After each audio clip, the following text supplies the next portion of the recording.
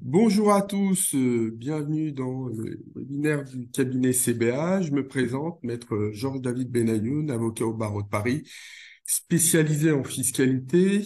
Mon cabinet intervient essentiellement dans le cadre d'expatriation fiscale et donc ça nous amène à traiter aujourd'hui du cas des Émirats arabes unis et plus précisément de Dubaï pour savoir ce qu'il faut faire, savoir pour s'expatrier à Dubaï. D'abord, Dubaï, les Émirats arabes unis, on a quoi? On a une fiscalité qui est extrêmement privilégiée puisque on n'a pas d'impôt sur le revenu. Je vous rappelle qu'en France, on a un impôt jusqu'à 45%, plus la contribution sur les hauts revenus. Donc, quand on compare à zéro, c'est plutôt remarquable. Nous n'avons pas aux Émirats arabes unis d'impôt sur le patrimoine. Ça veut dire qu'il n'y a pas d'impôt sur la fortune, alors qu'en France, ça peut aller jusqu'à 1,5% du patrimoine, de la fiscalité, de la fortune immobilière depuis 2018, puisqu'on a assisté à une réforme de l'ISF, l'impôt sur la fortune. On a aussi un autre avantage extrêmement intéressant et que les clients connaissent peu au départ, c'est une absence de retenue à la source sur les dividendes versés et provenant de sociétés françaises. Alors là, je m'explique pour que la compréhension soit totale pour chacun. Lorsque vous êtes associé d'une société française, vous distribuez des dividendes et puis la société doit remplir un certain nombre d'obligations. Lorsque les associés sont résidents fiscaux français, typiquement, elles doivent normalement retenir une somme de 30%. Et puis, quand ils sont non résidents, on applique normalement le taux conventionnel. Alors, le taux conventionnel, généralement signé par la France, c'est 15%. Mais comme le droit interne est inférieur, puisque l'imposition sur le revenu des dividendes est de 12,8%, dans l'enveloppe des 30%, on a 12,8 d'impôt sur le revenu et 17,2 de contribution sociale. Donc, dans ce cas-là, on devrait normalement prendre 12,8. Sauf que la convention fiscale signée avec les Émirats arabes unis signifie qu'il n'y a pas de retenue à la source, donc on est sur un taux zéro. Donc, c'est extrêmement favorable puisque les personnes continuent à avoir une société française, peuvent laisser penser, même si nécessaire, qu'ils travaillent de France, et en plus derrière, à part l'impôt société, ils n'auront rien à payer. Donc, tous ces éléments-là font que les Émirats arabes unis et Dubaï sont un paradis fiscal. Ils sont d'autant plus un paradis fiscal qu'on n'est pas sur un régime temporaire. Je compare par exemple à ce qu'on a l'habitude de voir et qu'on verra encore pendant quelques temps au Portugal, même si le sujet va être bouclé au 1er janvier 2024, ou par exemple ce qu'on voit en Italie. On a beaucoup de régimes dans le monde où on a des exonérations temporaires sur 10 ans. Là, il n'y a pas d'exonération temporaire, c'est le régime qui s'applique et qui fait que l'on n'est pas d'impôt sur le revenu. Alors, ça peut évoluer parce que l'élément quand même central de 2023, c'est la création d'un impôt sur les sociétés. Alors, cet impôt sur les sociétés qui est de 9% versus 25 en France quand on prend le taux général sans les premiers abattements à 15, euh, on est plutôt très bas. Au sein de l'Union, on peut varier entre 15 et 25%. Donc le 9% est extrêmement favorable. Après, il y a un deuxième élément de savoir qu'est-ce qu'on met dans l'assiette de l'impôt. L'assiette de l'impôt, c'est qu'est-ce qui est considéré comme imposable, qu'est-ce qui est considéré comme déductible. En France, on a une assiette très large. Par exemple, on ne met pas de frais d'habillement du dirigeant, on ne peut pas avoir de frais non professionnels, c'est-à-dire que tout réside dans la notion d'intérêt de la société et d'acte normal de gestion. On voit qu'aux Émirats arabes unis, mais aussi dans pas mal de pays, notamment en Asie, On a une notion très large, on a des dépenses personnelles qui peuvent être considérées comme déductibles et donc non soumises à l'impôt. Donc, on a aux Émirats une fiscalité favorable, une création d'un impôt IS, c'est pas pour autant que ça devient une destination compliquée. Donc, lorsqu'on voit ça, on se dit, Dubaï est un paradis fiscal. Alors, Dubaï est un paradis fiscal avec quelques limites. Et ces limites sont très très importantes parce que j'ai l'habitude de dire à mes clients qui viennent nous consulter pour partir à Dubaï que ça peut rapidement devenir un enfer fiscal. Enfer fiscal si on se prépare pas et si on n'a pas organisé préalablement, on va dire, tous les éléments liés à la situation. Alors pourquoi un enfer fiscal? Parce que dans la convention fiscale signée avec les Émirats arabes unis le 19 juillet 1989, on a ce que moi j'appelle une clause balai, euh, qui est à l'article 19.2. Et elle dit quoi, cette clause? Elle dit que dans la mesure où une personne pourrait remplir les conditions de l'article 4B du Code général des impôts, on pourrait considérer que cette personne reste résidente fiscale française, nonobstant tout ce qui est dit dans la convention fiscale. Alors c'est très important parce que dans la convention fiscale, on vous explique à quel moment on est résident fiscal français et quel moment on est résident fiscal dubaïote. Mais là, il rajoute une condition qui est de dire vous devez respecter les conditions de l'article 4B du Code général des impôts. Alors pour votre compréhension, c'est quoi l'article 4B? Elle définit on va dire, le 4A définit la territorialité de l'impôt et le 4B, la notion de résidence fiscale. Le résident fiscal, la notion de résidence fiscale, c'est un peu la pierre angulaire de la fiscalité internationale. En fonction de la détermination de la résidence fiscale, vous allez payer de l'impôt. Et cette notion est indépendante de la nationalité et elle est indépendante aussi du lieu où vous vivez.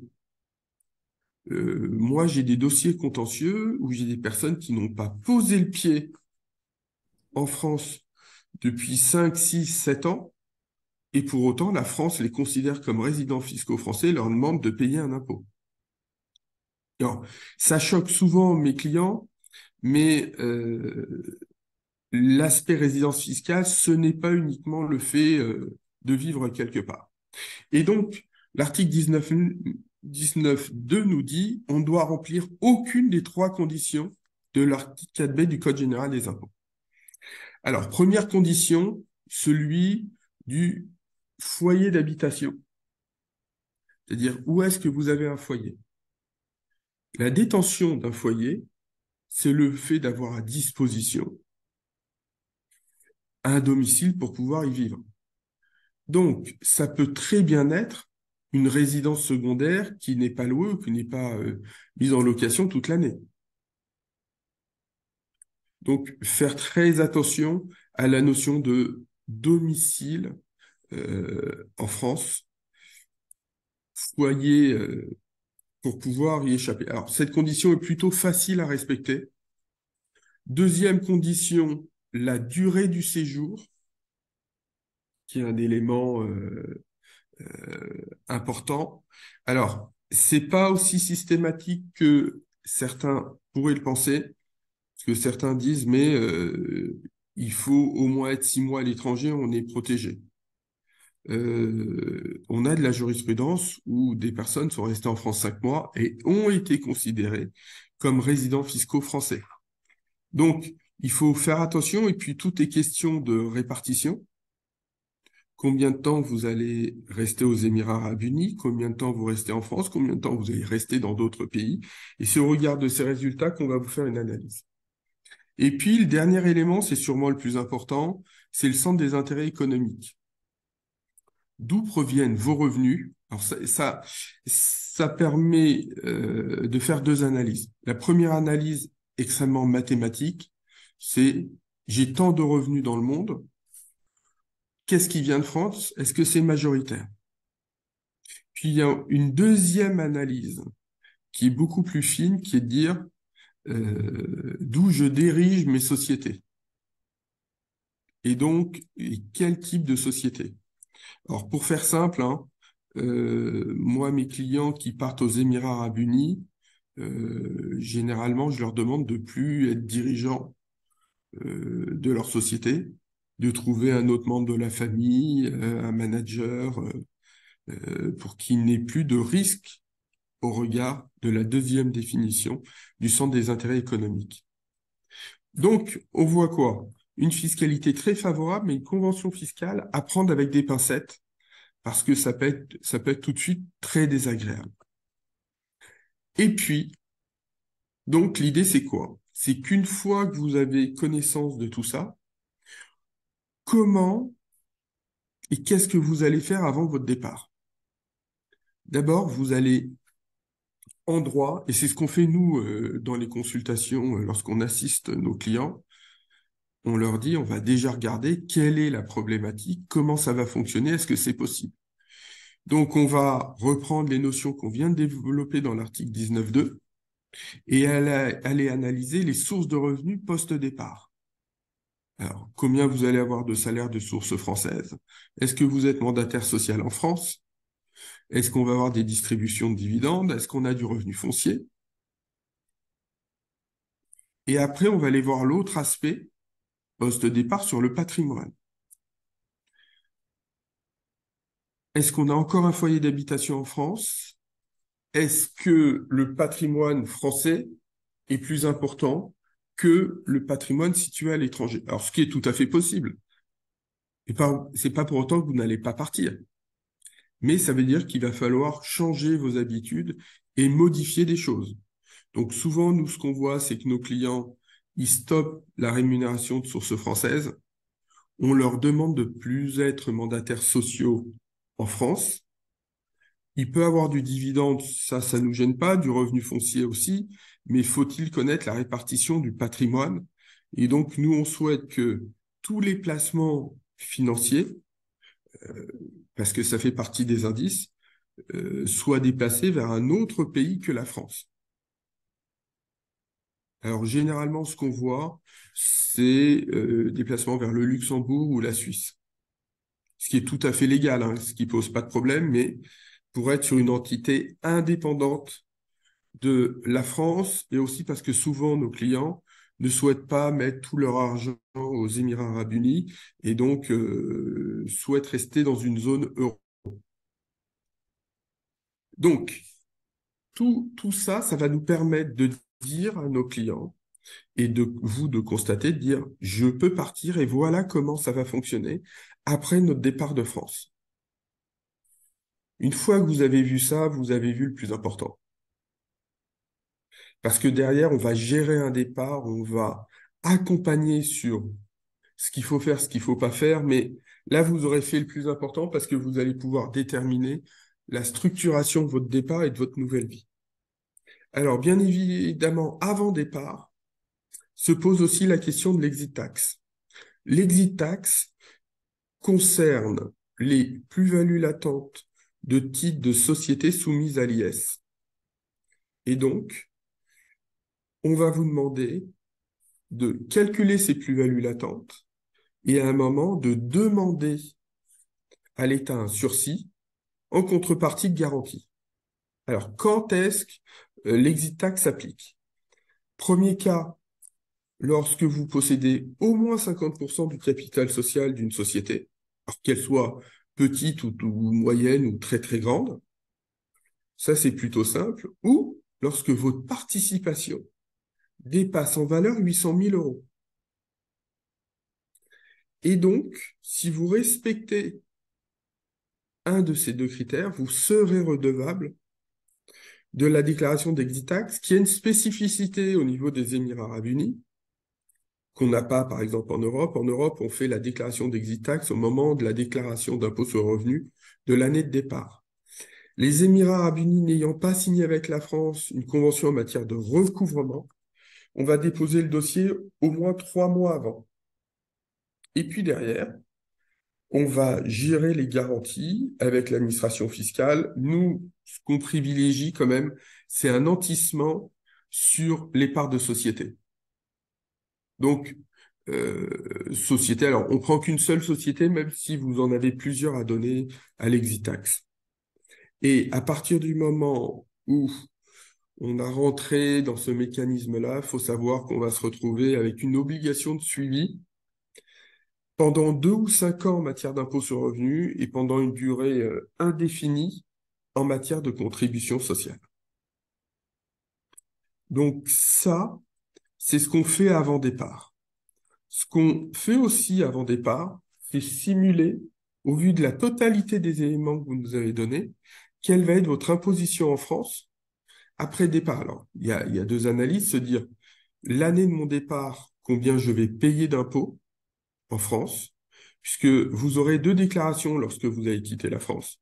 Une déclaration qui va par exemple aller, on est le 24 octobre, du 1er janvier au 24 octobre, et une deuxième déclaration, ce qu'on appelle une 2042 NR, donc pour le coup pas classique, du 24 octobre au 31 décembre.